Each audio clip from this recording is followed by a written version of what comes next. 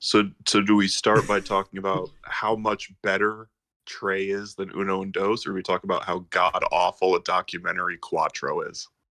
I mean, if say you we want to go in lie about numerical Trey, go order. ahead. If you want to lie about Trey, go ahead. You don't think Trey's better? No. I Hello, think Trey welcome to is Dissonant just as Waves. bad. Here's our conversation. Trey is Trey is probably more forgettable. Trey is a train wreck. Trey is Okay, like that deserved that. Trey is where the filler goes to fill. See, I think these are easily the best songs off of these 3 albums. This is incredible. We love a good back and forth. Like I mean, with a song like Brutal Love starting things out, you just have the same problems over and over again. See, I think Brutal Love is like an actual good song, though. I love Brutal Love. I think it's one of Green Day's better songs. I would easily take any of the 2 songs, any of the 4 songs after it, to be honest with you. I also like the next 4 songs, but I think I don't know. It's a weird song. I don't have my memory of this album. But after those 4 songs, the rest of it is very much. It's fine. Yes, but what I'm saying is like the other 2 albums don't even have good songs on them. But I disagree because I really like Carpe Diem. I actually don't think the other 2 albums have 5 good songs between them. The other ones probably okay. You know what? You might be onto something. I don't know if Dose has 3 legitimately good songs, full songs. I should add to.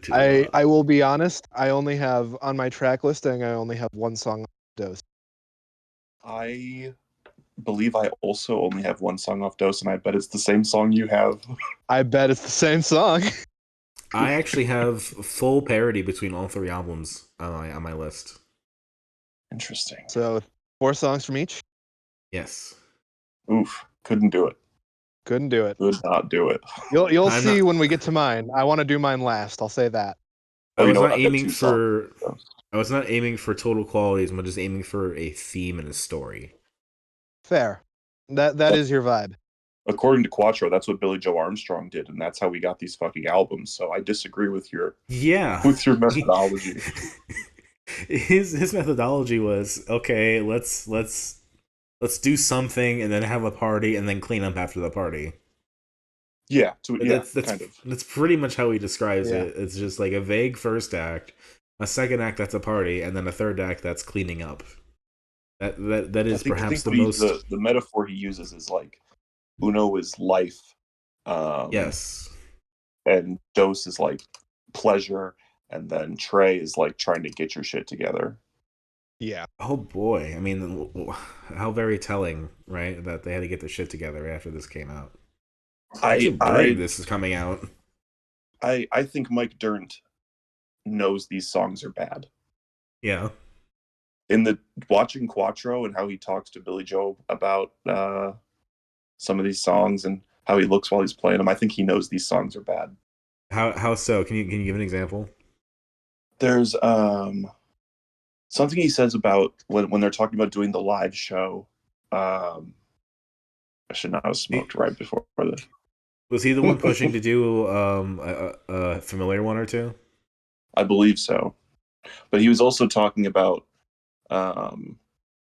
it was something really specific that stood out to me. There was when for the first live show with all new shit, they were talking about, or Mike said something like, "Stop living in 1992" as dressed like he would be in 2. Well, that's part of it as well. He just says something to the like, damn. I do like it was. I think it was Billy Joe that was very much like, "Hey, forget the past, fuck it up, burn it, whatever." Oh, Billy Joe is so high on pills this whole time. Oh, abs-fucking-lutely. Like he is too charismatic and like naturally funny to be as bad at like crowd work as he is on these like in these live videos. Yeah, like we'll get into it, but the whole fuck time sequence. The problem is what crowd work. He's like when he's like making jokes so that like come on, fuck the past, man. Let's all live in the present, you know? Right, I'm agreeing with you, but like that's not crowd work. I mean, you know, talking to the crowd and whatnot. It's not literally, he's not saying, oh, what do you do for a living? My point is my point is that it's so terrible he's not even doing the job. Right. Yeah. Because I see. I have seen Billy Joe Armstrong do better crowd work. For sure. Yeah. Like at on the 21st Century Breakdown tour, where you always got a kid from the audience, fucking pushed him to the ground. This is true. 21st Century Breakdown, because he was doing it for East Jesus Nowhere, right? Yeah, it was East Jesus Nowhere. I watched this happen live. And so we awesome. have Trey, we have Cuatro, and then we can also talk eventually about the 4-track Dookie recordings that we listened to. I do want to talk just briefly, like the slowness that we discovered with the whole dad rock thing. I think is something to mention here. We can dive into that a little bit. But the most telling thing with Trey for me that kind of cemented my distaste for it is like I listened to The Forgotten, and then right after it I listened to When It's Time. And those are not very dissimilar songs, realistically. Mm-hmm. But holy shit, When It's Time is so much better as a demo in 1992. Yeah, I think it does sound... It sounds really... I mean, it sounds basically... It's like the song almost didn't hardly change in the time between when they recorded it in 1994 or 3 even, potentially. And when they finally actually recorded it for the Broadway album. But then you put it up against The Forgotten, which is supposed to be that kind of song for Trey. Mm-hmm. And it just sounds so overblown, so overwrought, and it's 5 minutes long, and it's just... Oh, for sure. Oh, I think a lot of it is super overproduced, like across all 3. It's so annoying because they're always... It's such basic instrumentation. Yeah, in Cuatro, they were talking with the producer, and he's like trying to talk about how he's like, the sound is so open, and like you can focus on everything.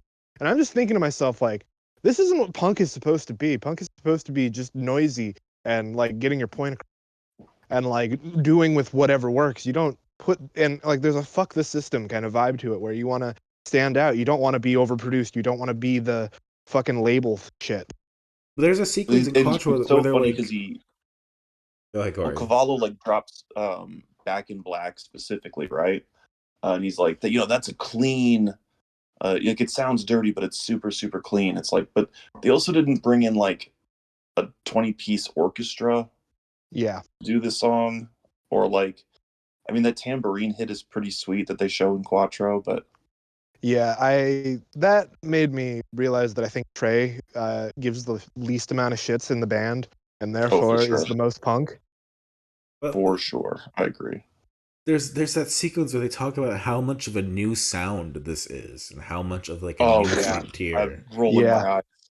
And then that was also about the same time they were talking about the anticipation for this new stuff. Is like, I think it might have been Mike or Trey that was talking about it in terms of like Dookie and American Idiot, and how they felt like compared to those times. And it's like, what the fuck are you talking about?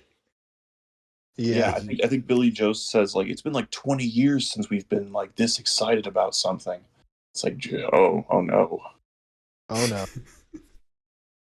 It's been 20 years since they were like doing new songs live on concert. That might have been true. Yeah, I think that is. Oh, you know what? That's probably what it was. Yeah, that is what. But there was a lot of that grandstanding, like this is the most important thing you've done in a minute. Yeah, like they didn't win a Grammy in 2004. And then again in 2009. Yeah. And there's a wonderful sequence, and I've seen it now a couple times watching different bands like talk in the studio through like sequencing and stuff, where they have it all up on the board and all the track names are just written out on like magnet strips that they like flip around. And there's so many of them you see just like with random names like Stay Gold, Pony Boy, and the idea that they wrote like 64 tracks. And these are the ones they picked. Like And they even picked something like "Fuck Time," which is an already existing track. Yeah. It's.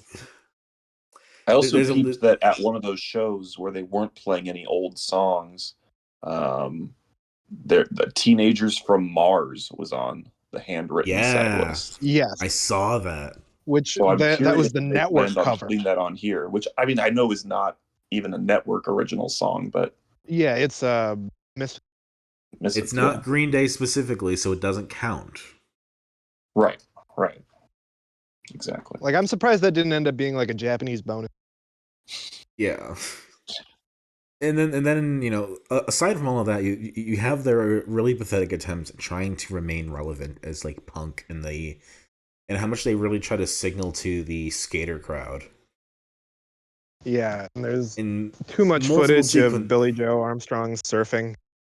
I could actually him surfing in the beginning is perhaps the most coherent part of that whole imagery subplot. Let's call it. Yeah. It could be imagery subplot.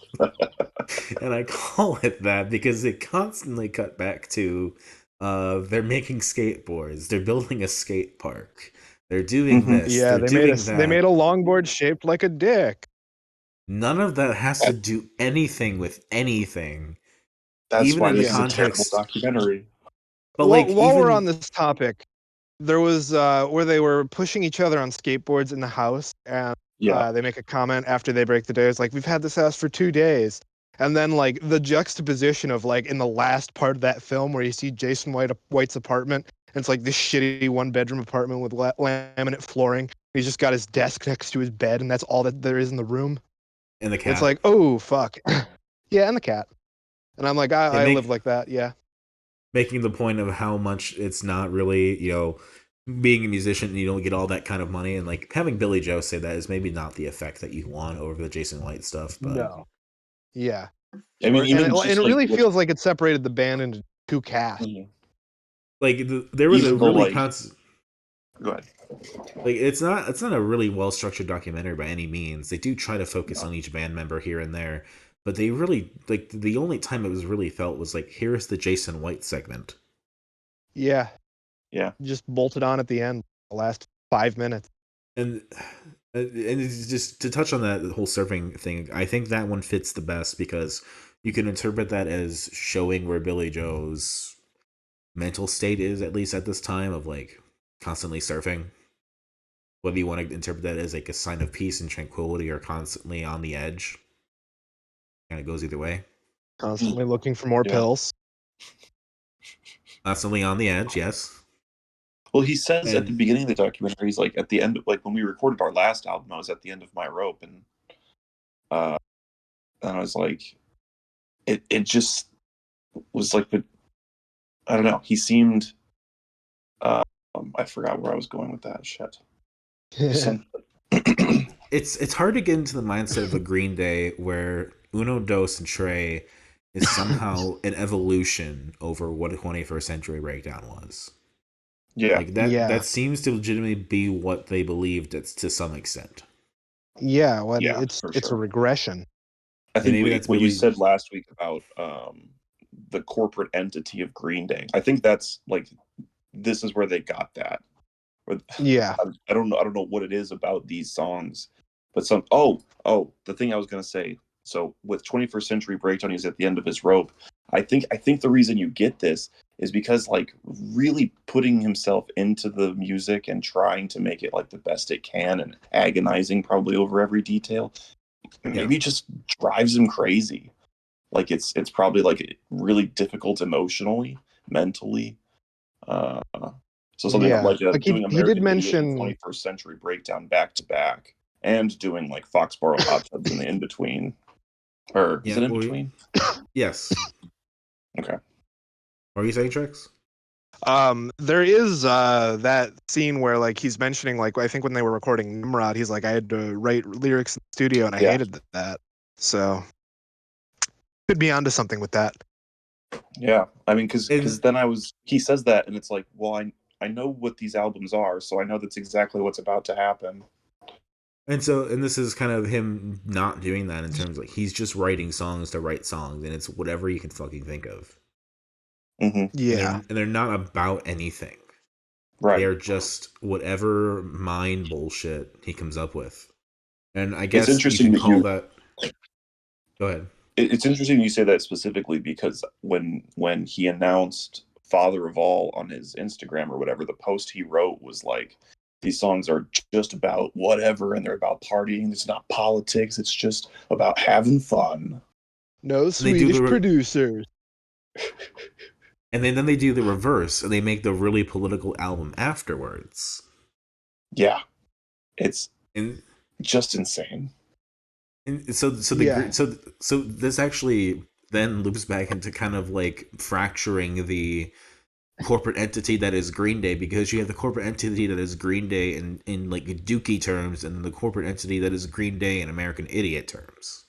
Yeah, for sure. Yeah. And it seems like the American Idiot version is the complicated one, which makes sense. You know, doing 2 rock operas back to back is no mean feat. Mm-hmm. And then like defaulting to Dookie level Green Day is kind of what they want to do, or at least that's kind of Billy Joe's way to like turn your mind off and just write shit. Which you know is that why Dookie and Nimrod and Warning and all that are the way that they are? Because that was, well, Warning I think is a little bit more political maybe, but it is. But like that is that the evolution of like not really giving a fuck to giving a fuck to really, really giving a fuck to then laying off, and then like you have this weird give, like pull and push. Yeah. And like and then you kind of tie that in with like the will to keep going and like inspiration, right? Yeah. And so it's like you have the inspiration to like write stuff, then you don't have the inspiration to like do the complicated thing, and then suddenly you do have the inspiration to do the complicated thing. But can you also make that Green Day? Can you also do the stuff and make that the right thing for? And I can understand a little bit more maybe the complexity of the situation if you're that deep in it for so long. Yeah. But yeah, that's an interesting way to put it. But that's really seeing like the tree and not the forest in a sense. Like you're so focused on the one problem of like, okay, I just want to do, you know, something different for the next album, and I really want to like stop thinking, and I really want to do this. Well, now I really want to make a political album. And it's like you don't have to.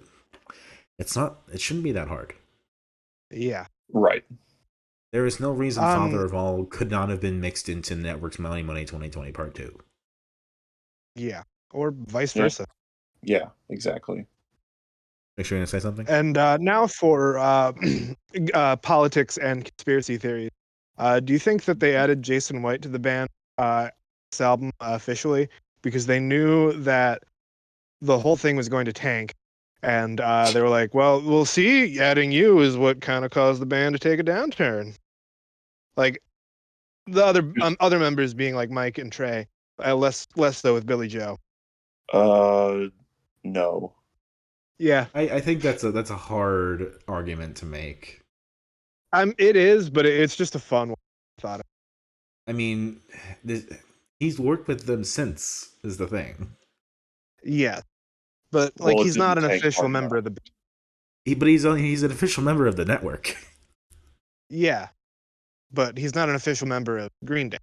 Yeah, but that also has to be kind of a loosey-goosey situation to an extent too, right? Yeah. Like, I don't think, you know, if I was Jason White and that was the scenario and they were trying to blame me for, you know, you're the one that made it different, it's like, what the fuck are you talking about? We make different music all the time. Yeah, it is a bit harebrained. Like, he even joined the cover-ups. That's when I wanted to finish there. Yeah. Yeah. Exactly. I mean, the argument would be like, no one even fucking knows who I am. Like, people have known you guys as Green Day for nearly 30 years. Or I guess 20 years at that point. Right, and having him join up is like having Nigel Godrich be a member of Radiohead for real. Yeah. Right, it's like having the fifth Beatle be a credited member instead of, you know, whatever. Sure. So I don't think that's it. I think that was just. I think there is I think there is a yearning in this to do that thing that is different, and I think doing the let's have Jason come in and do stuff. That's a cool new thing that they can attach themselves to, right? Yeah. Well, let's be ambitious and do 3 albums. That's something cool that they can kind of attach their name to and like be really excited about. Or at least Billy Joe for whatever that is. And then you factor in the pills and all that too. Yeah. I think. And then let's touch on the slowness. Yeah, so Where we I was watching Cuatro at 1.25 times speed.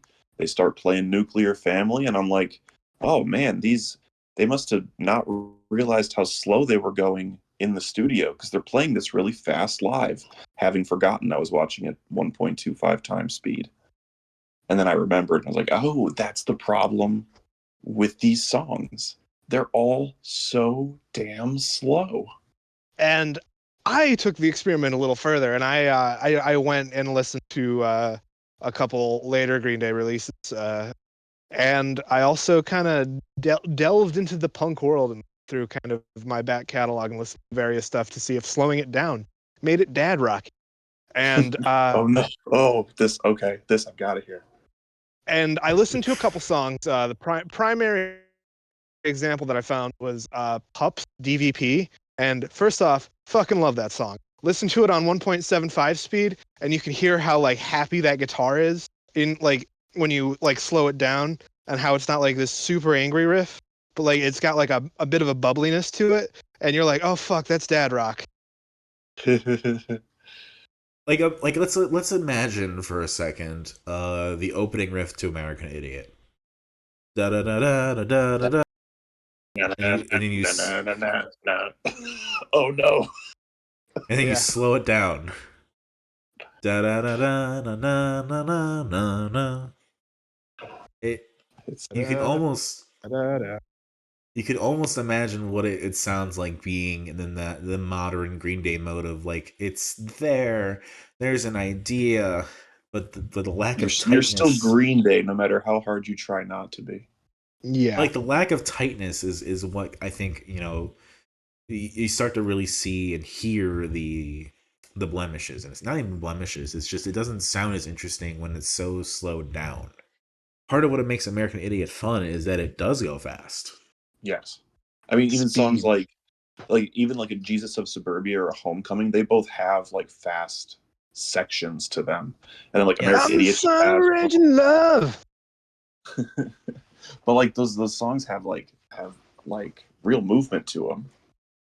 Yes. Mm-hmm. And then when it's slower for a reason. There's dynamic to it. Exactly. Yes. And this is all like 0.66 speed or something. It's all ugh. And then it's when you the hear reverse of Chipmunks on 16. But then when you hear the ones that are meant to be slow, and then they're also slower, it's agonizing. Yes. Okay. Yeah. I hadn't considered that. That's a good point. There is no reason The Forgotten has to be over 5 minutes. Well, there is a reason, and it's that every other song is already slow. And It's how will you know that minutes. this is a slow song if you've just listened to the previous 12 or 11 tracks? Yeah.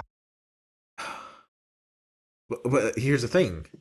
We know that they were still interested in writing faster songs. They've done it since and right before this. Mm-hmm. You know what's great about Mother Mary, for example? How quickly that intro just comes in. And then you have the dynamic of Billy Joe's slower crooning voice over that. How the song kind of evens out and gives you a nice flow through that song. Reverend Strychnine Twitch. Or like the fun of Money 2020 Part 2 is that, you don't know what you're gonna get. Ivanka is a Nazi is a really fast ripping song. And then you have like Art of the Deal with the Devil, that's that really slow bass thumping, like fucking sultry ass shit. And even something like Hey Elon, which has the really kind of just slow, and it's just Yeah, or Asphyxia, or Digital Black, or just like those songs are the appropriate speed of what yes. they're trying to do.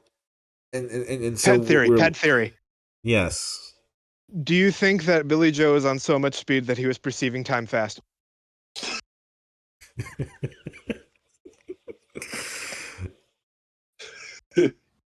Yes.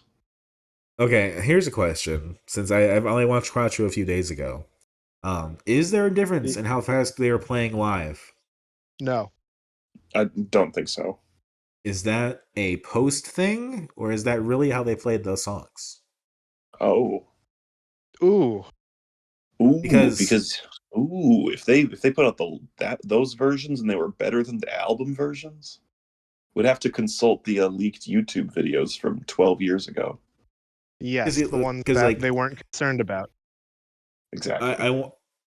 I want to talk briefly about when I last saw Petite League, one of the bands that we love talking about Corey on this show, and I talked to Yes. Lorenzo, the lead singer, and from what we talked about, the default, the predilection is that you want to play faster because you think you're going slow, and you're kind of like yes. pressured to play faster because you want to like keep people engaged and like interested. And there's also an Versus- anxiety to it. I can say as a performer where when you're anxious, you tend to speed up. Yeah. Because subconsciously you want to be done faster. Yes. And because I had discussion like, hey, you played this song faster than it was on the album. I'm curious why. And that was why. And so, it's almost suspicious when artists have those songs that sound so album perfect and album ready when they're playing them live, especially, you comparing what's supposed to be a first time show to what's on the album. Yeah. Because they sound like album cuts that they're recording. Yes. I thought that as well. I thought that too. I did notice they were because the documentaries only made so much footage that they were definitely splicing together different rehearsal sessions, and they were using they were using different audio tracks. So you can see, I could definitely see, because they had like the shot they were taking the audio from, and they were trying to pair it their best with another shot that was doing the same track. But you can tell when it's a little bit off, when it doesn't look correct, even if it's very, very like minute and vague. And then when it cuts back to that shot, like, oh yeah, that's how it's supposed to look. I didn't necessarily catch it, but I know what you mean.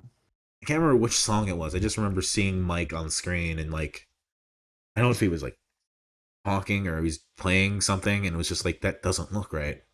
And so I don't know if they're like trying to use that to like kind of match the tempo that's expected. Because that's the thing about Cuatro, right? Cuatro is a documentary made by Green Day, essentially. It is one of yes. In another context, this is just a propaganda piece.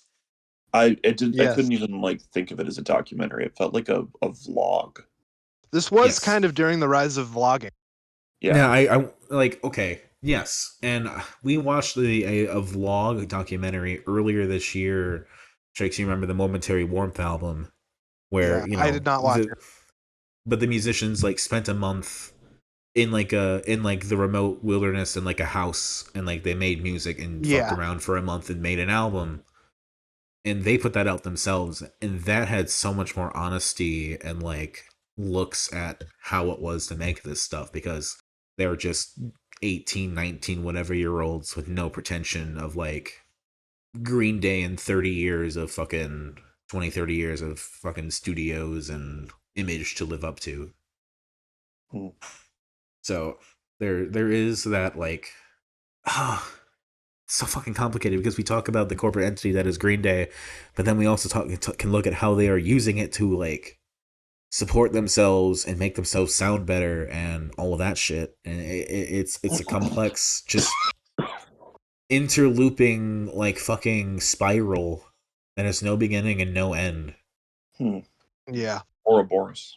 Ouroboros, in that you can sense that there is a perhaps localized entirely in your kitchen.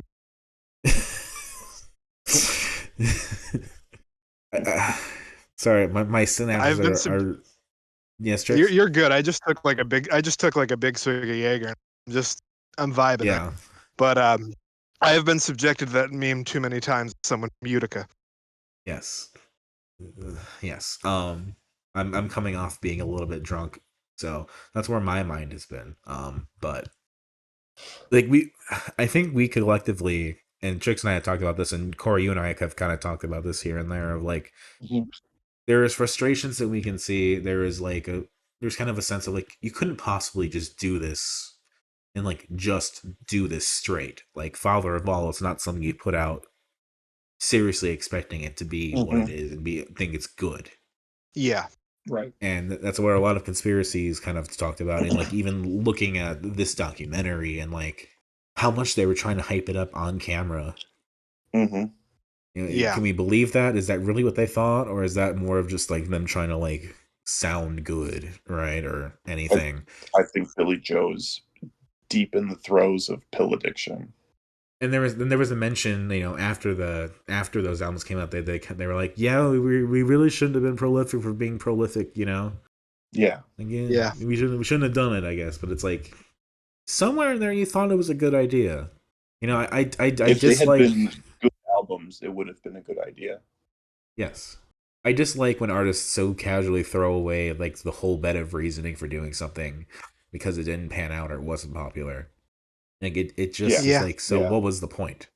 I mean, at the very least, it's ambitious. It's a big swing, but it's, you know, it is what it is. But It's it's a still a big, big swing. but I can understand. You know, is fuck as Cuatro is. Cuatro is not any better or worse than anything else in the trilogy, as we've started calling it. Yes. I'm Well, so much glad like I the conned trilogy, that. it's just a bunch of shit thrown together. Yes, Which is the heart and soul of the trilogy. Exactly. and but that is also born out of being burnt out of doing the big produced rock operas, which is what Green Day became, and wanting to go back to something simpler, but also somehow trying to evolve that as a sound to keep the audience interested.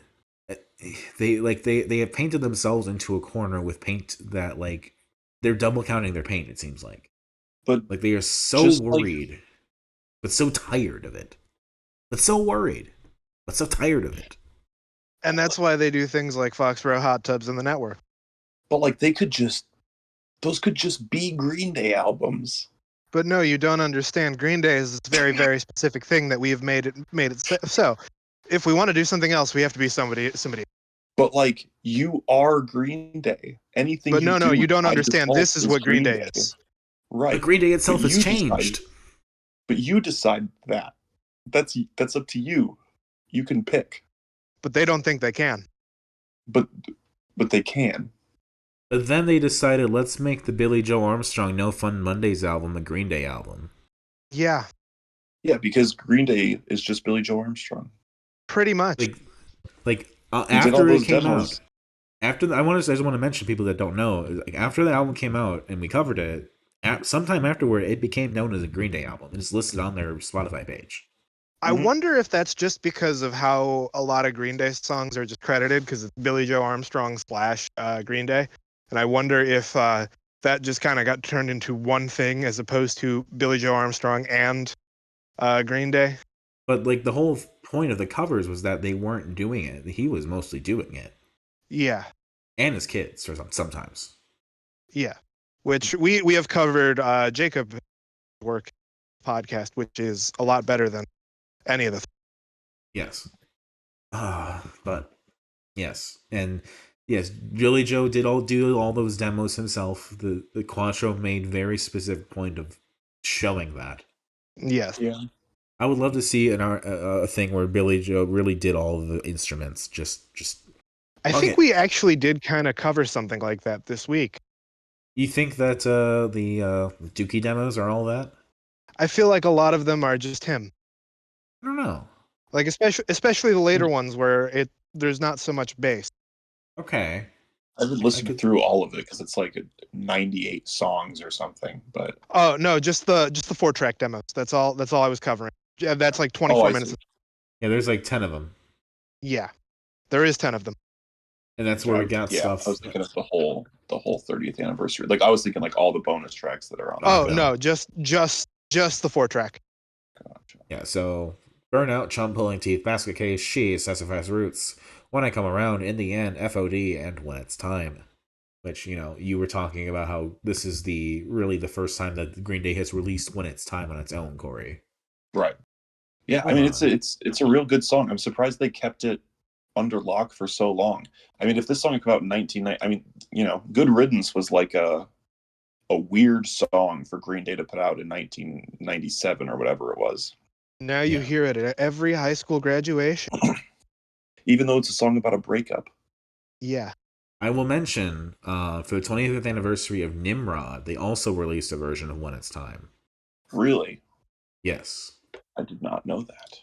20th anniversary of Nimrod was 25th. 25th. So last year. Last year, yeah. But this one is the original 1992 demo piano recording. Jeez, 92. Yes. So when Kerplunk was coming out. Huh. I mean, that song easily could have been on, like, Warning. Yeah.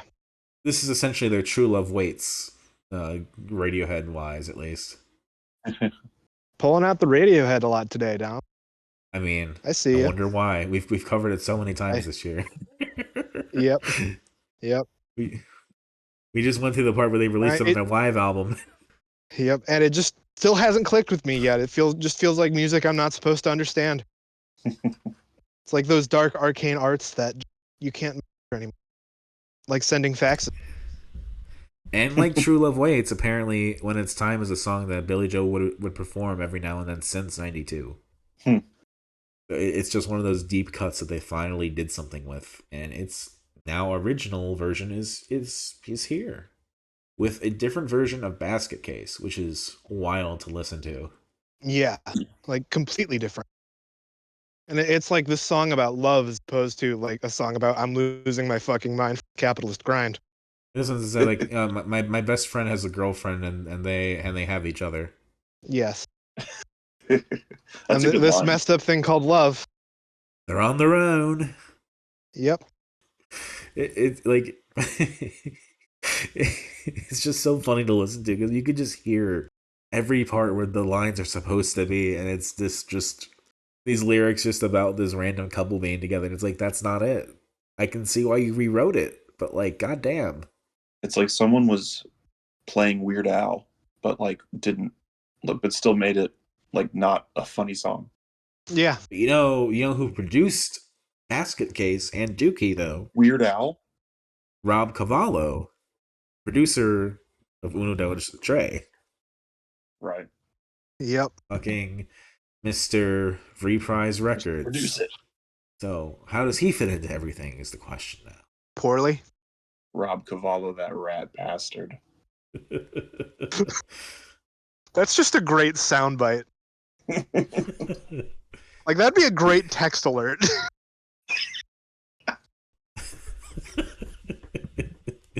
He also produced The Black Parade and Danger Days. I'm talking about My Chemical Romance for a second.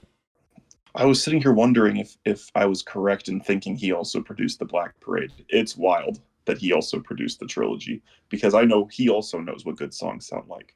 Yes. And he also, he didn't, like, he produced American Idiot. Right. Yeah. But not 21st Century Breakdown. Oh, really?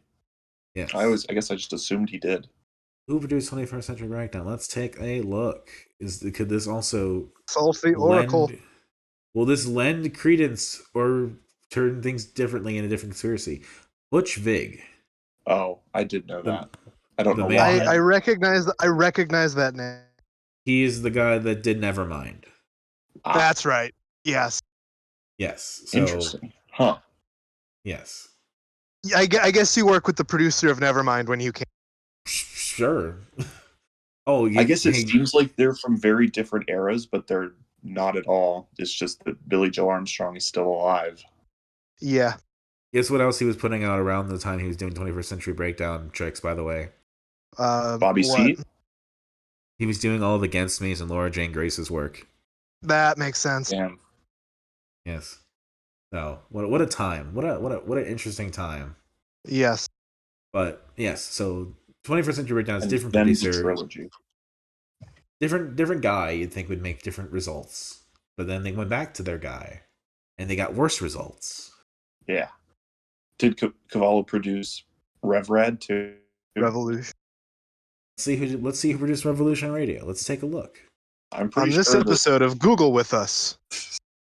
No, Green Day produced that one themselves. Whoa. Then why what did they need Rob Cavallo for? Because I think they were produced- just in the studio with him. But then Who produced Rob Cavallo?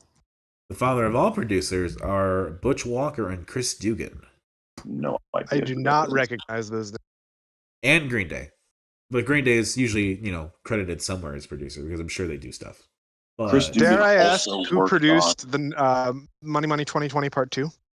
we'll get there in a Probably second. just I'm looking at Butch Walker Okay. for a second. Butch Walker, who has he helped produce?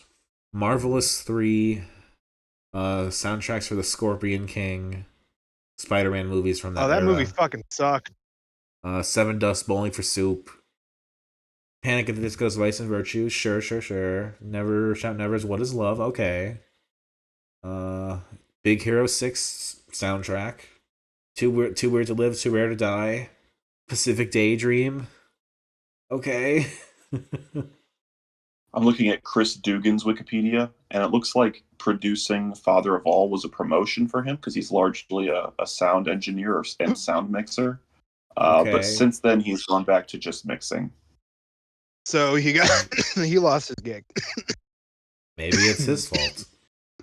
Well, previously he had produced a few albums for people called. There's a 2002 album from The Enemies, a 2004 album from The Phenomenauts, and then 2 albums by Swingin' Utters in 2014 and 2018. And then Green Day. I recognize the Phenomenon thing. Oh, really? But it sounds vaguely like I might have heard like it might have come on once on my radio. But Chris Dugan was a sound engineer on American Idiot, sound mixer on the Green Day U2 cover of The Saints Are Coming, mixer and engineer on Stop, Drop, and Roll, And engineer Foreverly on 21st Century Breakdown. Just like everything they've done since, he's had engineering or mixing on base. Yes. And so they were just tossing him a bone. And like Clint Eastwood, who tosses his people a bone regularly, they tossed him a bone and gave him a promotion. Hey, come produce with us. But the question now is, who produced Father of All Motherfuckers? Number one, is that going to have its own Wikipedia page? Money Money 2020 Part 2 was the question. Yes. The producer for that is the network. Yeah. Yeah. So they know how to just have fun and make good music, but they just won't do it. Yeah. That fucking proves it. So I need to make an announcement now. Okay. Uh-huh. I have never listened to Revolution Radio. I have not either. I actually revealed this last week. I don't know why that's a shock.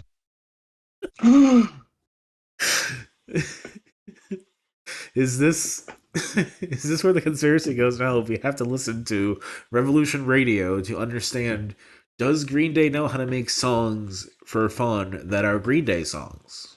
Revolution Radio is a political album. Fuck.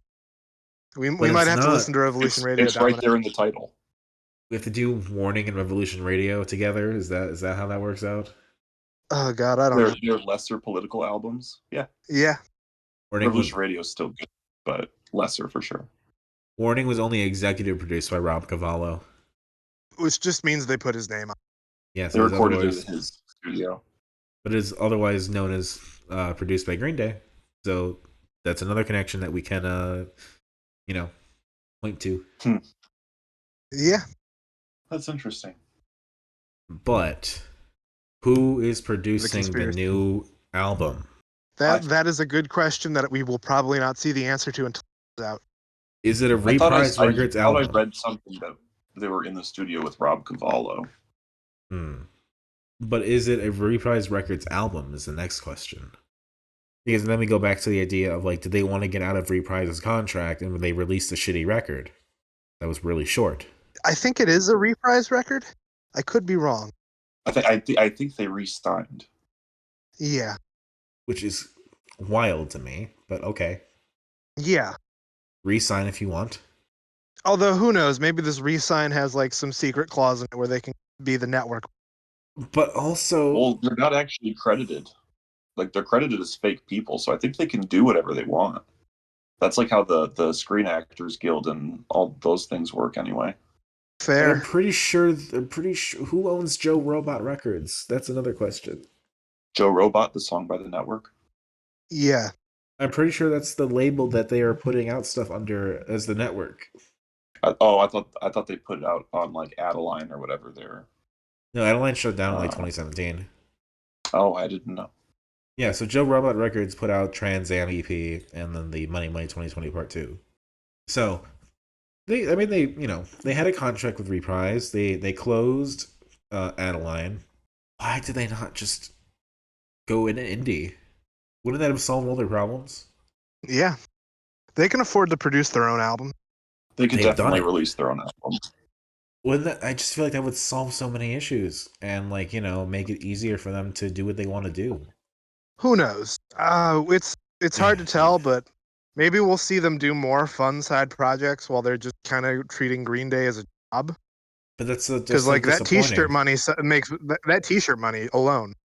Then be New Order and release the T-shirt. I'm sure they have released the T-shirt. But does New Order come out with new stuff all the time? No, they don't. Exactly. Not since They had 1980. That's Joy Division. Yeah, Joy Division. The last New Order album was from 2015. Yeah, you're right. I got them mixed up like I do. That's fine. And my point though is that New Order might put out new stuff, but I think they're broken up again right now. But Yeah, they are. Peter's out of the band. there is no reason that Green Day needs to keep putting out records. They have nothing to prove except at this point to make a good record again. Right. I mean, Yeah, no matter what they put out, they will always have put out both Dookie and American Idiot. Yes. Are they trying to hit a third Nothing can change wave? that you've put out Dookie and American Idiot. If they're trying to hit a third wave, it's possible, but you really have to try something different, like you did before. Pink Floyd didn't even hit a third wave. Like, you can have a band like Queen where people come back and appreciate different eras that were overlooked, right? Like, you can have the people that appreciate, what Queen was doing before Freddie Mercury died, when that wasn't really, a thing that people were so focused on back then. But like, yeah, but nobody's really going to the post-Freddie days. yeah, the post-Freddie days don't really have anything as in the same way for a reason, and they also try to differentiate that name, like Queen plus whoever. I don't know.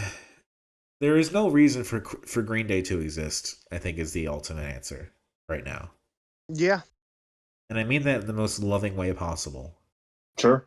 I mean, you're tainting the brand by trying to make it your brand. Like, just but you're also beholden to the brand. But like, you don't have to be. I think if Green Day went up to Reprise Records and they were like, "We're making a real punk album," I don't think Reprise would be like, whoa, hold on, Green Day. Hold your horses.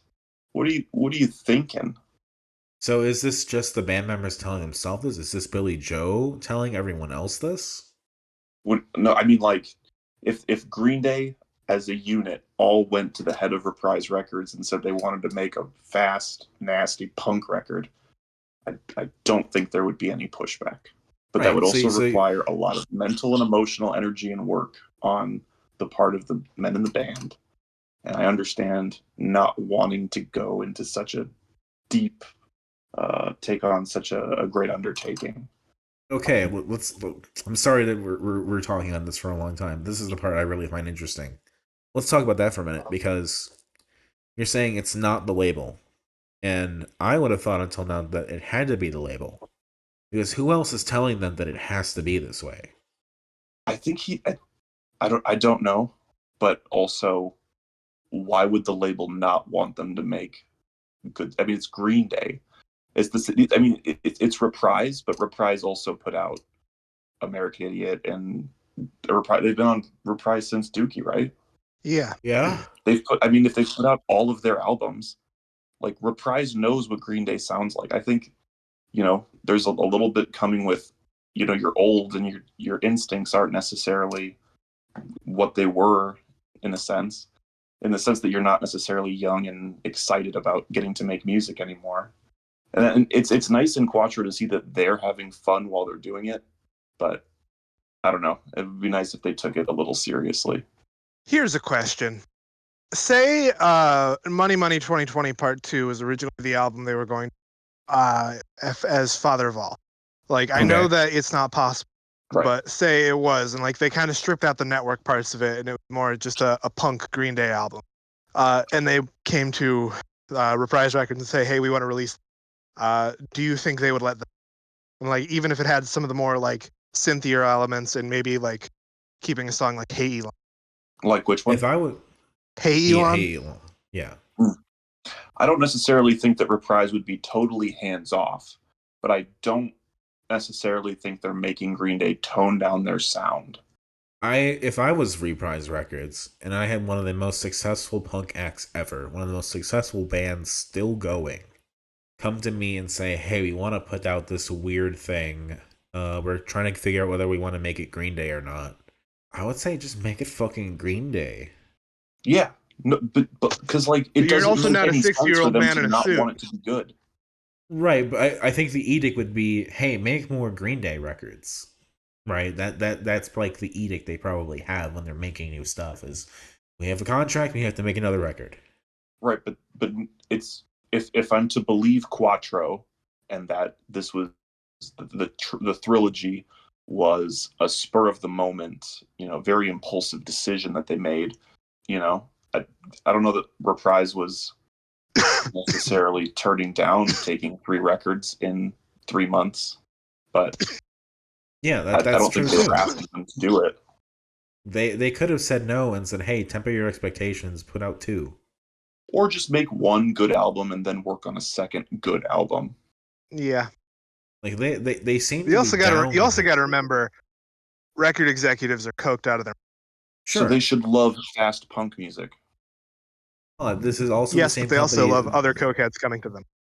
But this is the same company that said yes to doing American Idiot and said yes to doing the Thrillogy.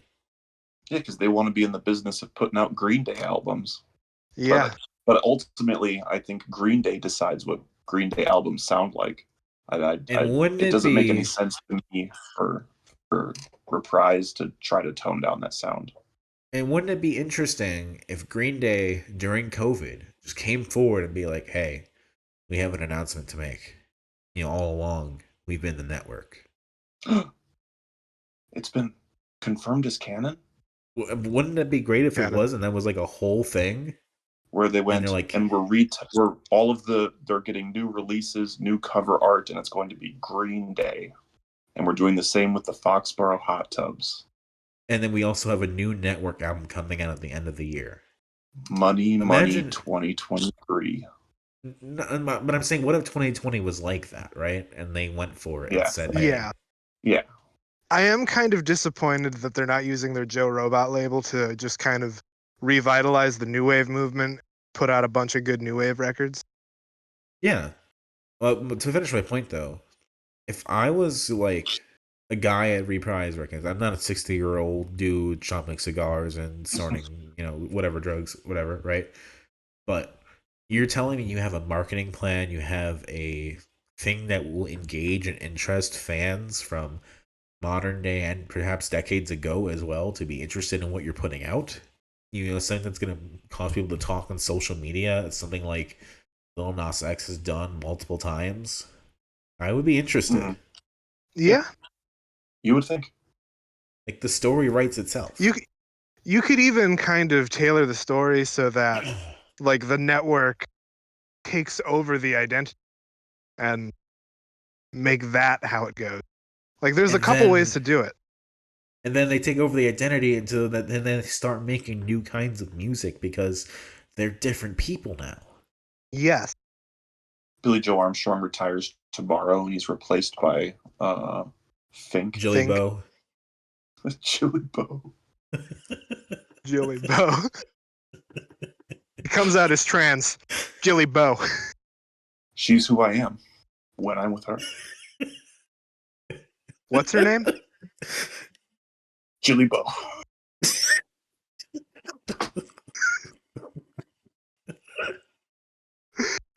I just want to say tonight I'm having a guys.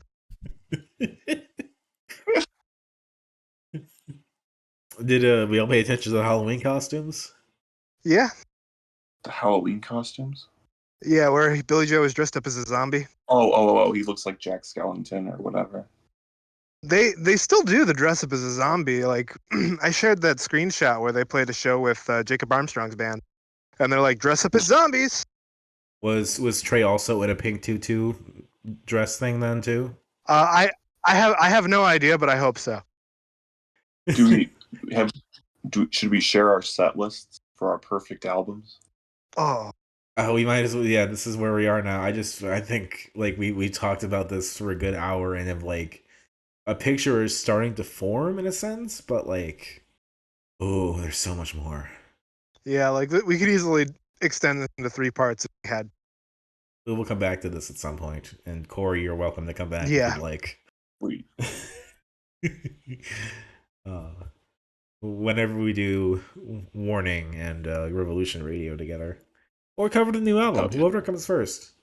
Yeah, I think Ooh. to watch for the new album's coming out in the early next year. It seems like.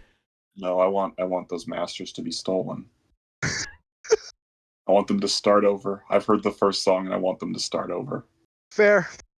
So we have a couple qualifiers we need to look for the new album.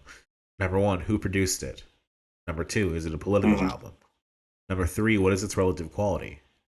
Right, because now we've had. Go ahead. I think it'll be a political album, but I think it might be a very tame political album. Revolution Radio. Revolution Radio's got like some outright like leftist kind of stuff in it. So fair enough.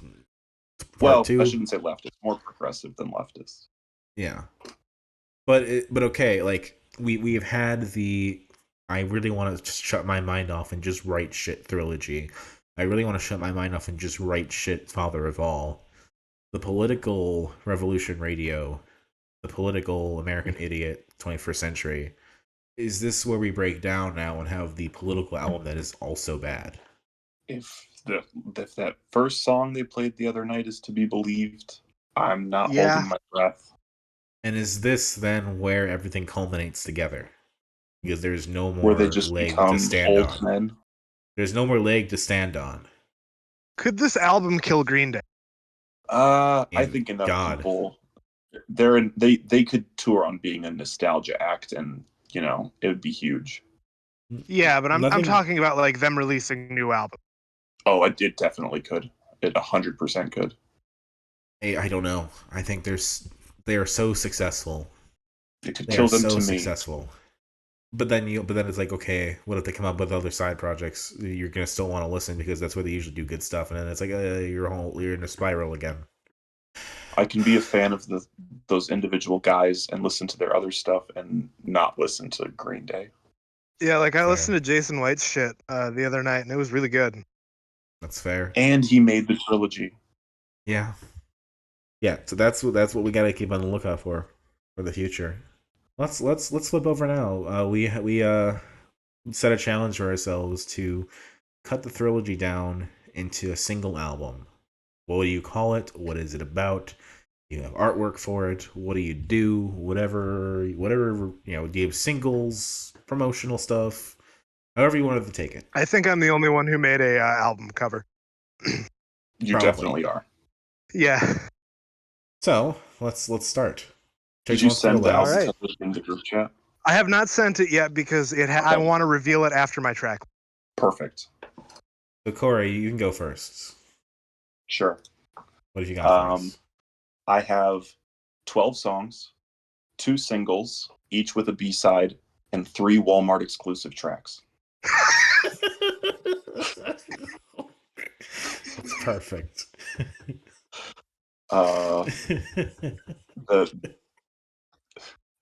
The album is called Let Yourself Go. And the Let Yourself Go is the first song on the album. And I've got Sweet 16, Rusty James, Stray Heart. Stray Heart is the lead single. B-side is Fuck Time. Okay. Missing. I've got Missing You, Eighth Avenue Serenade, Amy, X Kid, Stay the Night at 1.25 times speed, Dirty Rotten Bastards, 99 Revolutions, and Brutal Love. The Walmart exclusive tracks are Oh Love, Amanda, and Nightlife. Okay. What is the idea here? Okay. That this would be a fun. I mean, Fuck Time is a B-side because B-sides aren't canon, right? Right. Let Yourself Go as the second single, B-side Kill the DJ. Because Kill the DJ is just a fun song, but it's also kind of weird and doesn't really fit. But is Let Yourself Go, like, is it just reflecting on Green Day, like they're being 40-year-olds, or like what is the plot behind that? If just that it's supposed to be a fun album. Okay. Like there's no, these are just a bunch of songs, but at least they're good songs. Got it. Okay, I understand now. Cool. And that's why Nightlife is on the Walmart exclusive tracks, because it's just garbage they tricked you into buying. Okay, I got it. Any questions, Trix? No question. All right, I'll go next then. I have come up with an album I am calling Cuidado. I'm keeping the exclamation points the way they are as well, because I think capturing that specific white people using Spanish is important. Because conceptually, this is an album about a person, whether you want to say it's Billy Joe being single or something like that. It's about a guy that is your typical Green Day protagonist, and then he's sitting home doing nothing. He finds a girl that he falls in love with, tries to go out with her and have a night. It goes very poorly, and he has an existential crisis and starts reflecting on his life and figuring out shit that he wants to do. And then the twist is that he actually just starts all over again, and it's the death of the nuclear family. All right. Okay. So the track list. I have a track list. I have 4 singles with B-sides, and I have a promotional single. So let me hit this up. Hello, is everyone all right? Yes. Okay, there was some weird noise. All right, Probably was me. I'm outside. Gotcha. So the track list. Number 1, we start with See You Tonight. That's the whole story. Number 2, Lazy Bones. Sitting around, one of my favorite songs. Number 3 is Troublemaker, kind of introducing the girl. Number 4, Carpe Diem. Kind of my day has been made. I'm going out with a girl. And number 5, we get Nightlife, because they're going out on the date. Number 6 is Kill the DJ, where they go out to the dance club after the whole night out and everything's starting to go wrong. 7's Amy, because that's the girl. It's about the girl. And then they go home and have sex or whatever the fuck. Number 8 is Missing You, when he wakes up and has that sort of existential crisis and is like, what the fuck is going on? What am I doing? Leading into X Kid, which is kind of the larger story of like, I'm 40 years old now. I am way past my prime doing this kind of stuff. Leading into then the most literal part of this, walk away, because that's what he does. And you think that he's learned something from this, then no. 8th Avenue Serenade starts it all over again. And then that's kind of like wrapping things up. And then the last track, 12, is Nuclear Family, to kind of just reiterate the whole theme. Now, from this, I have a few different things. The first single, and this is a single I'm going to say is like released a year beforehand when no one knows anything about the album. There is nothing else. This is just a random single drop. This is a Kill the DJ, Nightlife, double A single. And you don't know what's going to be that. You just know that Kill the DJ is the A side, Nightlife is the B side, and then you look at the track list when they finally release it, like, oh, they're both on there? Why? All right. Just as a fuck you to people with ears, or then the you second put it on single your album, you put it as a single. My guy, I put it in the Walmart exclusive tracks. Yes, this is not about them being good. This is just given the songs that I are listened here. to your set list. I know it's not about them being good. This is me trying to be like, what would Green Day do? A little bit. Yeah. Yes, you So definitely did that to a much higher degree than I did. The second single is Lazy Bones because I think that's a really cool song, and then the B side to that's Baby Eyes. Baby Eyes or Blue Okay. Eyes? Did I say that wrong? Uh, I think it's Angel. no, it's Baby Eyes. No. Baby Eyes. Because Baby Eyes has that really cool opening, and then it just settles into being a mediocre Green Day song, which is why I think it could be a B side. Because there's a part that sounds cool. The third single is Nuclear Family. You could say it's 1.25 speed to make it sound better if you want. The B side is Stray Heart because Stray Heart's not bad. As a B-side. It has no place on the album, for my album at least. Yeah, no, that's why I didn't have Lazy Bones on mine.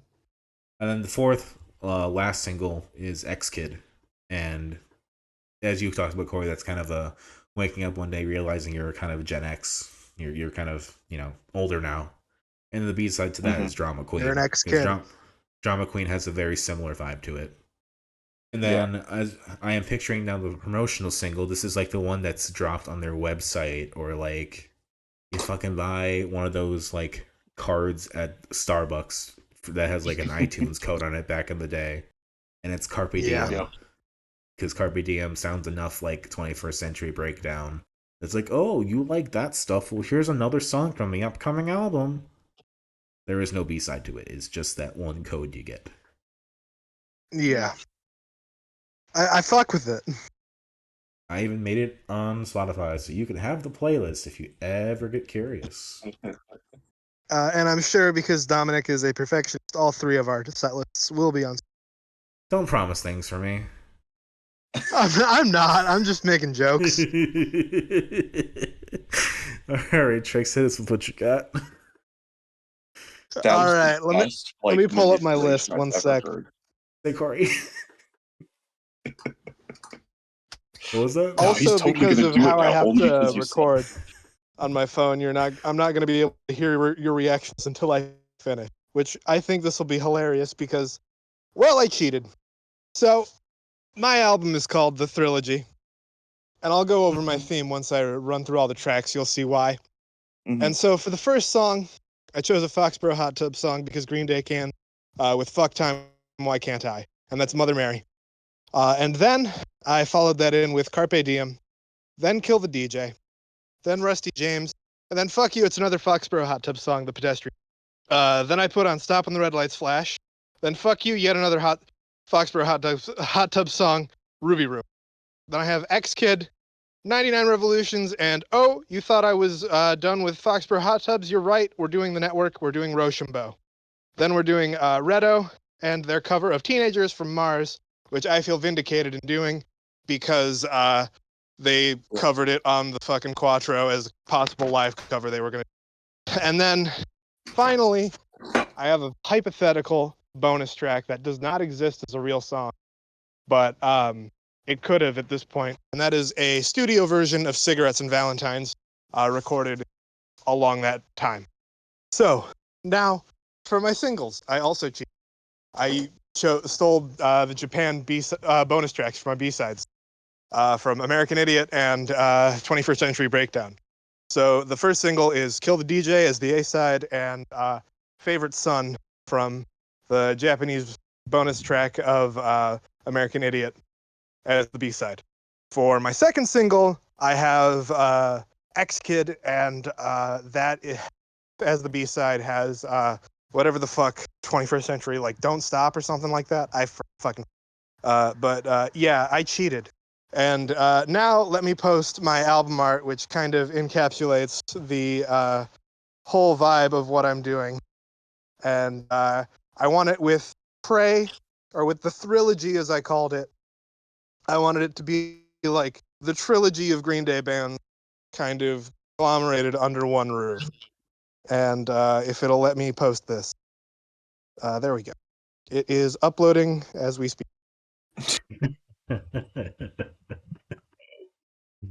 I see. Yeah. Okay. I see the vision. Yeah. I gotta admit, for a minute there, I was full of doubt, and I was wrong. Awesome. I thought the cheating would be not in the spirit of this, but no, I think it is. Thank you. Thank you. Are I think it's you better thrilled? because It's better because why? he cheated. Or they cheated. Yes. That's what Green Day deserves. Yes, I want to say I did not prepare that monologue. I just kind of went on the fly with that. Did we ever talk about how in Foxborough hot tubs everyone has a name except for Jason Freese? I just thought I hadn't found the names for everybody else except I only found Strychnine Twitch. Strychnine Twitch, Michelangelo, the Professor, Frost Scully, Jason Freese, and Chinatown Jukebox. Huh. Is Chinatown Jukebox racist? They are in the same way a Chinese Find out in fire the next drill is. episode. They are the band Prima Donna, apparently. Hmm. Kevin Preston? They promote that they did shit with them throughout the 21st century era. So I guess that makes sense. Oh, my mic fell. Some would even say we're still living in the 21st century era. It's certainly breaking down. They got that part of it right. Yeah. I mean, we literally live in the 21st century. And it's only gotten worse. And I'm having a mental breakdown every day. Oh no. The Associated Acts page for Prima Donna is so large and so all-encompassing. Guess what it includes? Foxborough hot tubs. Well, I mean, they include Green Day, of course, but the Green Day is like the second one listed, and then like you look down at the bottom of it, and like the fifth one from the end is Mystic Knights of Cobra. Nunchucks. You truly cannot escape them. I'm gonna be making jokes about nunchucks for like the next couple months, and Riss is gonna be so confused. It took me like a full minute just now to remember what the Mystic Knights of Cobra are, and so fucking stupid. At least they stopped making music. That we know of. Well, as long as I don't know about it. It's like the thing of like George Lucas said he would just go and make movies in his garage or just by himself now for fun. There could be 5 movies that George Lucas made that we'll never see. In the same way, there could be 7 albums that the Mystic Knights of Cobra have made that we'll never hear. I hope so. Oh, there. Anything else we want to talk about? I cheated and won. Who has the best Licked idea? both of my balls, Lance Armstrong. Is Trix just the winner of this? Is that what we decided? Sure. That sounds good to me. Well, I guess that calls it for this episode, this Minisode 32. We never even said that part of it. We just kind of went right into it. Yeah. Thank you, Corey, for coming out and spending your time with us to going over Green Day. Yes. Yeah, you were wonderful. I don't get to talk about Green Day as often as I'd like, so this is perfect. Well, you have an outlet here.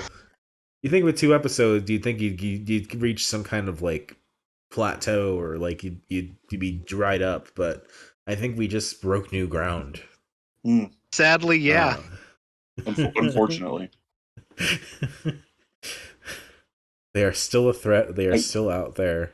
The fascination continues. In the last 12 years, or in the last 11 years, no one's talked about these songs as much as we have in the last week. Yeah.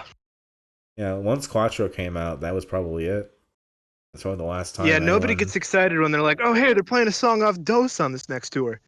Like, he says he hit a low at the end of 21st Century Breakdown, and then as right before Trey comes out, like he does have that meltdown at iHeart Music and have to go to rehab.